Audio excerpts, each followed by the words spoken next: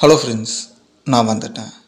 Actually super hero அப்படின்றது நான் உங்ககிட்ட கேட்டேன். உங்களுக்கு தோன்றது ஒரு முதல் விஷயம் உங்களோட ஃபேவரட் சூப்பர் ஹீரோவாக இருக்கலாம். ஸோ அது ஸ்பைடியாக இருக்கலாம், சூப்பர்மேன், பேட்மேன், ஏன் அயன்மேன் கூட இருக்கலாம். பட் இதுக்கு எல்லாத்துக்குமே வந்துட்டு ஒரு மூதாதையராக இருந்தது யார் அப்படின்னு பார்த்தீங்கன்னா சூப்பர்மேன் தான்.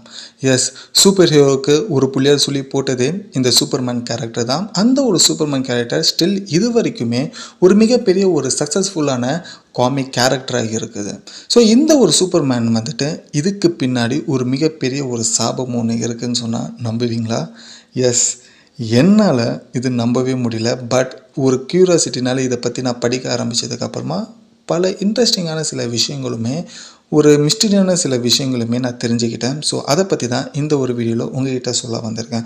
ஸோ இந்த சூப்பர்மேன் அப்படின்ற ஒரு விஷயம் மிகப்பெரிய ஒரு சக்ஸஸ்ஃபுல் கேரக்டராக இருந்தாலுமே இதுக்கு பின்னாடி ஹாலிவுட் தரப்பில் ஒரு மிகப்பெரிய சாபமுள்ள ஒரு கேரக்டர்னு தான் சொல்லிட்டு இருக்காங்க. ஸோ அப்படி என்ன அந்த சாபம்ன்றதை தெரிஞ்சுக்கலாம். ஸோ வாங்க வீடியோக்குள்ளே போகலாம். நான் தான் உங்களோட AP and welcome to our channel. இன்னும் நம்ம சேனலை சப்ஸ்கிரைப் பண்ணலன்னா உடனே சப்ஸ்கிரைப் பண்ணிக்கோங்க. அப்போ தான் இது போல் இன்ட்ரெஸ்டிங்கான சில விஷயங்களும் நீங்களுமே தெரிஞ்சிக்க முடியும். சூப்பர்மேன் இப்போது இதோட ரைட்ஸ் யார் வச்சுருக்கான்னு பார்த்தீங்கன்னா டிசி காமிக்ஸ் தான். ஸோ இது டேரெக்டாக டிசி காமிக்ஸ் கிட்டே இந்த சூப்பர்மேன் ஆரம்பத்துலேருந்தே இது இருந்துதான்னு கேட்டிங்கன்னா கண்டிப்பாக இல்லை. இது பல ரிஜெக்ஷன், பல தோல்விகளை தாண்டி ஃபைனலாக இப்போ சூப்பர்மேன் டிசி காமிக்ஸ்குள்ளே வந்திருக்கு. ஸோ இது முதல்ல எங்கேருந்து ஆரம்பிக்கப்பட்டது அப்படின்னு பார்த்தீங்கன்னா 1933 இந்த சூப்பர்மேன் டிசைன் செய்யப்பட்டது வெறும் 2 பேர்னால. அதில் ஃபர்ஸ்ட்டு ஜெரி சேகல், இவர் ஒரு ரைட்டராக இருந்திருக்காரு. ரெண்டாவது ஜோஸ் எஸ்டர், இவர் வந்து ஒரு ஆர்டிஸ்டாக இருந்திருக்காரு. இவங்க 2 பேருமே சேர்ந்து ஒரு பல காமிக்ஸை வந்துட்டு தயாரிச்சிருக்காங்க. அதில் ஒன்று தான் இந்த சூப்பர்மேன். பட் இருந்தாலுமே இந்த சூப்பர்மேன் கேரக்டர் அந்த 2 பேருமே ரொம்பவே பிடிச்சி உருவாக்கின ஒரு கேரக்டராக இருந்தது. அது மிகப்பெரிய ஒரு மார்க்கெட் அளவுக்கு கொண்டு போகணுன்றதும் இவங்களோட பிளானாக இருந்தது. ஸோ இதனால் பல இடங்களில் இந்த சூப்பர்மேன் கேரக்டரை கொண்டு போயிருந்தாங்க. பட் எல்லா இடங்களுமே இந்த சூப்பர்மேன் ரிஜெக்ட் செய்யப்பட்டது. ஃபைனலாக ஆக்ஷன் காமிக்ஸ் அப்படின்ற ஒரு கம்பெனி வெறும் $135 கிட்ட இந்த சூப்பர்மேன் ஜெரி சேகல் கிட்டேயும் ஜோஸ் எஸ்டர் கிட்டேயுமே வாங்கியிருந்தாங்க. ஸோ இந்த ஒரு கேரக்டர் $135 வாங்கினதோடவே சரி, அதுக்கு அப்புறமா எந்த ஒரு காம்பன்சேஷனோ ஆக்ஷன் காமிக்ஸ் கிட்ட இருந்து இந்த ஜெரி சேகல் அந்த ஜோஸ் எஸ்டர் கிட்ட இருந்து வரவே இல்லை. ஸோ இந்த ஒரு கேரக்டர் சூப்பர்மேன் கேரக்டரை ஆக்ஷன் காமிக்ஸ் ஆல்ரெடி பல காமிக்ஸ் புக்ஸை தயாரிச்சிருக்காங்க. அதில் இந்த சூப்பர்மேனையுமே வந்துட்டு சேர்த்து மிகப்பெரிய ஒரு லாபத்தையுமே இந்த ஆக்ஷன் காமிக்ஸ் பார்த்துட்டு இருந்தாங்க. பட் அப்படி இருந்துமே ஒரு பார்ட் ஆஃப் த ப்ராஃபிட் கூட இந்த 2 பேருக்கு கொடுக்கவே இல்லை. ஸோ இதோட தொடர்ச்சியாக இந்த ஆக்ஷன் காமிக்ஸ் நம்மளை ஏமாற்றிட்டாங்க. வெறும் $135 கொடுத்து இதை நம்ம கார்ட்டூனாக கொண்டு வரலான்னு சொல்லிட்டு அடுத்த ஒரு முயற்சியில் இந்த 2 பேருமே இறங்கினாங்க. அதுக்கு அப்புறமா இவங்க மேக்ஸ் அண்ட் டேவ் அப்படின்ற ஒரு கம்பெனியில் இந்த ஒரு சூப்பர்மேன் அப்படின்ற ஒரு விஷயம் கார்ட்டூனாக கொண்டு வரதுக்கு முயற்சி பண்ணாங்க. ஸோ இந்த மேக்ஸ் டேவ் ஃப்ளெஷர் அப்படின்றது பல கார்ட்டூன்ஸை வந்துட்டு உருவாக்கியிருந்தாங்க. அவங்களுமே இந்த சூப்பர்மேனை வாங்கி ஸோ அவங்க கார்ட்டூன்ஸ் கூட சேர்த்து டெலிகாஸ்ட்டுமே பண்ண ஆரம்பித்தாங்க. ஸோ அவங்களுமே மிகப்பெரிய ஒரு ப்ராஃபிட்டை இதில் பார்த்தாங்க சூப்பர்மேனில். ஸோ அந்த ப்ராஃபிட்டை பார்த்ததுக்கப்புறமா மேக்ஸ் அண்ட் டேவ் ஃப்ளெஷர் அப்படின்ற அந்த கம்பெனி இவங்க 2 பேர் ஜெரி சேகல் அண்ட் ஜோஸ் எஸ்டருக்கு ஒரு காம்பன்சேட்டிவோ இல்லைனா ஏதாச்சும் ராயலிட்டியோ கொடுத்தாங்களான்னு கேட்டிங்கன்னா அவங்களுமே கொடுக்கவே இல்லை. ஸோ இவங்களுமே ஆக்ஷன் காமிக்ஸ் எப்படி ஏமாற்றினாங்களோ அதே போல் இந்த மேக்ஸ் டேவ் ஃப்ளெஷருமே ஏமாற்றிட்டு இருந்தாங்க இந்த 2 பேருமே. ஸோ ஒரு கட்டத்துக்கு மேலே இந்த சூப்பர்மேனை வந்துட்டு யார் வாங்கினாலுமே நம்ம ஏமாந்து போகிறோம்னு சொல்லிட்டு ரொம்ப பெரிய ஒரு விரக்தியில் இந்த ஜெரி சேகலும் ஜோஸ் எஸ்டருமே வந்திருந்தாங்க. ஒரு கட்டத்துக்கு மேலே இந்த ஜோஸ் எஸ்டர் அப்படின்ற ஆர்டிஸ்ட்டுக்கு வந்துட்டு கண் பறி போகுது. அதுக்கப்புறமா அவர் இறந்துமே போகிறாரு.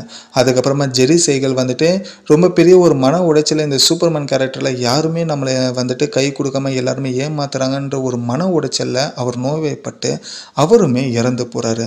ஸோ இந்த ஜெரி சேகல்ன்ற ரைட்டர் இறந்ததுக்கு அப்புறமா அடுத்த ஒரு எபிசோடு எழுத ஆள் இல்லை அப்படின்றதுக்காக மேக்ஸ் டேவ் ஃப்ளெஷர்ன்ற ப்ரொடக்ஷன் சூப்பர்மேன் காமிக்ஸை கொஞ்சம் கொஞ்சமாக கம்மி பண்ணிகிட்டே வந்தாங்க. அதை கம்மி பண்ணது மூலியமாக மேக்ஸ் டேவ் ஃப்ளெஷர் மிகப்பெரிய ஒரு ஃபினான்ஷியலாக ஒரு ஃபால்ஸுமே பார்த்தாங்க. அதுக்கப்புறமா ஒரு கட்டத்துக்கு மேலே திவாலுமே இந்த கம்பெனி ஆச்சு. இந்த மேக்ஸ் அண்ட் டேவ் அப்படின்றவர் 2 பேருமே அண்ணன் தம்பிங்களாக இருந்தாங்க. அதில் மேக்ஸ் அப்படின்ற ஒருத்தர் வந்துட்டு இறந்துமே போயிட்டார். அதுக்கப்புறமா டேவ் அப்படின்ற ஒருத்தர் இந்த ஃபினான்ஷியல் ப்ராப்ளம்னால கடைசியில் அவர் இறந்து போனது ஒரு ஏழையாக காசு இல்லாமல் இறந்துமே போனார். ஸோ இங்கேருந்து தான் இந்த சாபம் ஆரம்பிக்கப்பட்டது அப்படின்றது சொன்னாங்க. ஏன்னா இந்த ஜெரி சேகல், ஜோ செஸ்டருக்கு அவங்களுக்கு தேவையான ரெகக்னைசேஷனும் அவங்களுக்கு தேவையான ஒரு ப்ராஃபிட்டுமே கிடைக்காமலே அவங்க இறந்து போனாங்க. அதுக்கு முதல் பலியாக இந்த மேக்ஸ் அண்ட் டேவர் ஃப்ளெஷர் அப்படின்ற ஒரு கம்பெனி சாபத்துக்கு உள்ளாச்சு. இதோட தொடர்ச்சியாக அடுத்தது இந்த சூப்பர்மேன் மிகப்பெரிய ஒரு வரவேற்பு இருக்குது அப்படின்றத தெரிஞ்சதுக்கு அப்புறமா இதை டிவி சீரீஸில் கொண்டு வரலான்னு சொல்லிட்டு ஒரு முயற்சியில் இறங்குறாங்க. அந்த டிவி சீரீஸில் முதல்ல சூப்பர்மேனாக ஒரு மனித உருவத்தில் வந்தது தான் கிரிக் ஆலன். ஸோ இந்த ஒரு கிரிக் ஆலன் அப்படின்றது டிவி சீரீஸில் மட்டும் மிகப்பெரிய ஒரு ஃபேமஸான ஒரு ஆக்டராகவுமே ஆனார். ஸோ இந்த ஒரு ஃபேமஸில் தொடர்ச்சி இவர் ஹாலிவுட்டுக்குமே ஏதாச்சும் ஒரு வாய்ப்பு கிடைச்சிதான்னு கேட்டால் கண்டிப்பாக கிடைக்கல. ஸோ இவர் வெறும் சூப்பர்மேன் டிவி சீரீஸில் மட்டும் நடிச்சுக்கிட்டு இருந்தார். ஸோ அதை நடித்ததுக்கு அப்புறமா அவருக்கு எந்த ஒரு அடுத்த ஒரு ஜாபுன்றதுமே கிடைக்கவில்லை, எந்த ஒரு பட வாய்ப்புமே அவருக்கு கிடைக்கவே இல்லை. ஸோ இதுக்கு அப்புறமா என்ன காரணம் அப்படின்னு பார்க்கும்போது இவர் ஒரு இன்டர்வியூமே கொடுத்துருந்தாரு. இந்த டிவி சீரீஸ் மூலிமா நான் நிறைய சம்பாதிச்சேன், நிறைய பணமும் எனக்கு இருந்தது, அதே போல் நல்ல பேருமே இருந்தது, பிரபலமும் ஆனேன். பட் இதை வச்சுக்கிட்டு நான் வேறு எந்த ஒரு படமும் எனக்கு கிடைக்கவும் இல்லை.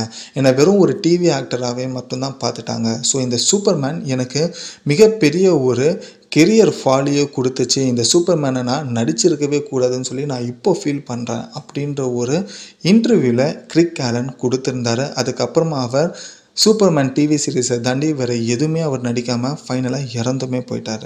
ஸோ இதுக்கு அப்புறமா முதல்ல சினிமாக்குள்ளே சூப்பர்மேன் 1951 வருது. அப்போது சூப்பர்மேனை நடித்தவர் ஜார்ஜ் ரீவ்ஸ் அப்படின்ற ஒருத்தர். இவருமே சூப்பர்மேனை நடித்து மிகப்பெரிய ஒரு ஆளாகவுமே ஆனார். அதுக்கப்புறமா இவர் லவ் பண்ண பொண்ணையே கல்யாணம் பண்ண சில நாட்களுக்கு முன்னாடி, கல்யாணத்துக்கு முன்னாடி மர்மமான முறையில் அவரோட ரூமில் அவர் இறந்து கிடக்கிறாரு. அதுவுமே அவர் எப்படி இறந்து கிடக்கிறாருன்னா யாரோ கன்னை வச்சு ஷூட் பண்ண நிலையில் இறந்துருந்தார். அந்த கன்னை ரிசர்ச் பண்ணி பார்த்ததில் ஃபைனலாக அவரோட கைரேகை இல்லாமல் வேற ஒரு கைரேகையாக இருந்தது. பட் அது கொன்னது யாருன்றது இன்ன வரைக்கும் கண்டுபிடிக்கல. பட் இது போலீஸ் ஒரு சூசைடான்ற ஒரு கேஸில் முடிக்க ஆரம்பித்தாங்க. ஸோ இந்த ஜார்ஜ் ரீவ்ஸ்ன்ற ஒரு இறப்பு எப்படி இறந்தார் அப்படின்றது இன்ன வரைக்கும் ஒரு மிஸ்டரிஸாக தான் இருக்குது. ஸோ இது அடுத்த ஒரு சாபமாக அங்கே இருக்கிற ஹாலிவுட்டில் இருக்கிற எல்லாருமே பார்க்கப்படுறாங்க. ஸோ இதோட தொடர்ச்சியாக 1978 கிறிஸ்டோபர் ரீவ்ஸ் அப்படின்ற ஒருத்தர் சூப்பர்மேனாக நடிக்க ஆரம்பிக்கிறாரு. ஸோ இவர் நடிக்க ஆரம்பித்ததுக்கு அப்புறமா சூப்பர்மேன் ரொம்ப பெரிய சூப்பர் டூப்பர் ஹிட்டாகவுமே ஆகுது. ஸோ ஒரு கட்டத்துக்கு மேலே கிறிஸ்டோபர் ரீவ்ஸ்னாலே சூப்பர்மேன் தான் அப்படின்ற ஒரு அளவுக்கு மிகப்பெரிய ஒரு ஃபேமஸுமே ஆகிறாரு.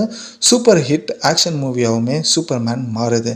ஸோ இதோட தொடர்ச்சியாக இந்த சக்ஸஸ்க்கு அப்புறமா 1980 கிறிஸ் ரீவ்ஸை திரும்பியுமே பார்ட் 2லேயுமே நடிக்க வச்சாங்க. அப்புறமா 1983 சூப்பர்மேன் பார்ட் 3லேயுமே கிறிஸ் ரீவ்ஸை நடிக்க ஆரம்பித்தாங்க. அதுக்கப்புறமா 1987 சூப்பர்மேன் குவிஸ்ட் ஆஃப் பீஸ் அப்படின்றது 4வது பார்ட்லேயுமே தொடர்ச்சியாக கிறிஸ்டோபர் ரீவ்ஸ் நடிக்க ஆரம்பித்தார். ஒரு கட்டத்துக்கு மேலே மிகப்பெரிய ஒரு உச்சிக்குமே போனார். மிகப்பெரிய ஒரு சம்பளம் பார்க்குற ஒரு நடிகராகவுமே மாறினார். அதுக்கப்புறமா 1995 இவர் ஹார்ஸ் ரைடு பண்ணிகிட்டு இருக்கும்போது ஒரு சின்ன ஆக்சிடெண்ட்டில் விழுந்துடுறாரு. ஸோ அதுக்கு அப்புறமா இவர் கழுத்துக்கு கீழே எந்த ஒரு அசைவுமே இல்லாமல் எல்லா செயல்பாடுகளுமே இழந்துட்டார். ஸோ அதுக்கப்புறமா கிட்டத்தட்ட 2004 இந்த கிறிஸ்டோபர் ரீவ்ஸ் இறந்துமே போயிட்டார். ஸோ இவருமே சூப்பர்மேன் அப்படின்ற ஒரு படம் 4 பார்ட் நடித்தார். அதுக்கப்புறமா அவர் வேறு எந்த ஒரு படமும் நடிக்கவும் இல்லை. ஸோ நோய்வாய்ப்பட்டு இறந்துமே போனார். ஸோ இது அடுத்த ஒரு சாபமாக பார்க்குறாங்க. இதில் ஒரு கேள்வி நமக்கு வரலாம், என்னென்னா சூப்பர்மேனில் நடிக்கிற எல்லாருமே ஹீரோ மட்டும்தான் சாகுறாங்களா அப்படின்னு கேட்டிங்கன்னா கண்டிப்பாக கிடையாது. சூப்பர்மேனில் நடித்தவங்களுமே சாக தான் செஞ்சாங்க. ஸோ கிட்டத்தட்ட 1978 சூப்பர்மேன் 3ல் நடித்த அந்த ஒரு லீடு உமன் ரோலில் நடித்தது தான் மார்கரெட் கிகர். இவங்க ஹீரோயினாக நடிச்சிருந்தாங்க. ஸோ இவங்களுமே மர்மமான முறையில் கார் ஆக்சிடெண்ட்டில் இறந்து போனாங்க. ஸோ இன்னும் வரைக்குமே அந்த கார் ஆக்சிடெண்ட் எப்படி நடந்ததுன்னு சொல்லி ஒரு மிஸ்டீரியஸாக தான் இருந்திருக்கு.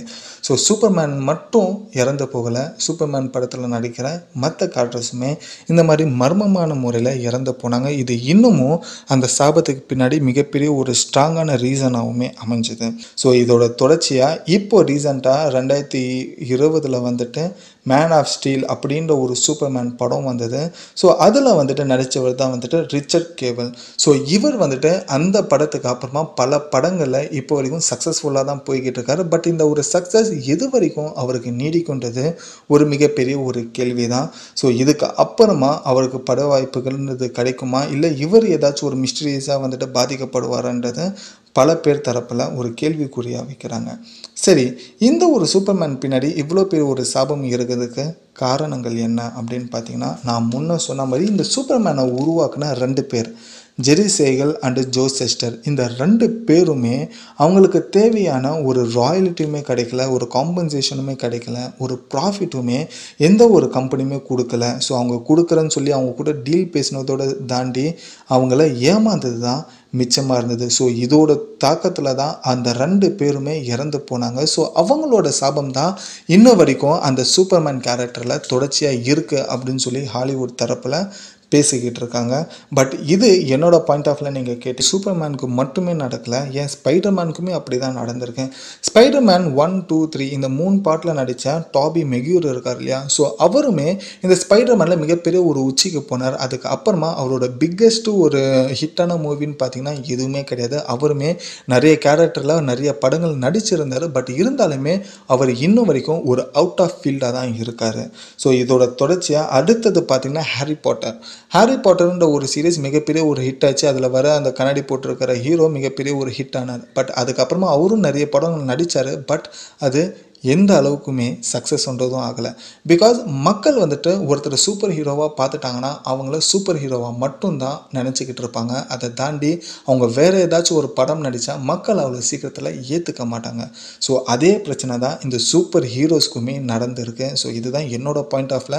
இது வந்துட்டு இதுக்கு பின்னாடி சாபம் இருக்குன்றது எனக்கு தெரியல. ஸோ உங்களோட பாயிண்ட் ஆஃப்ல என்னன்றதையும் நீங்கள் கமெண்ட்டில் சொல்லுங்கள், நானும் படித்து தெரிஞ்சுக்கிறேன். ஸோ இதுதான் ஃப்ரெண்ட்ஸ் இந்த சூப்பர்மேன் பின்னாடி இருக்கிற சாபங்கள். இந்த விஷயம் புதுசாக இருந்ததுன்னா லைக் பண்ணிக்கோங்க. ஸோ இன்னும் நம்ம சேனல் சப்ஸ்கிரைப் பண்ணலாம், சப்ஸ்கிரைப் பண்ணிக்கோங்க. இதோட இந்த வீடியோ முடிச்சுட்டு நான் கடையை மூடிட்டு கிளம்புறேன். Until then bye bye AB.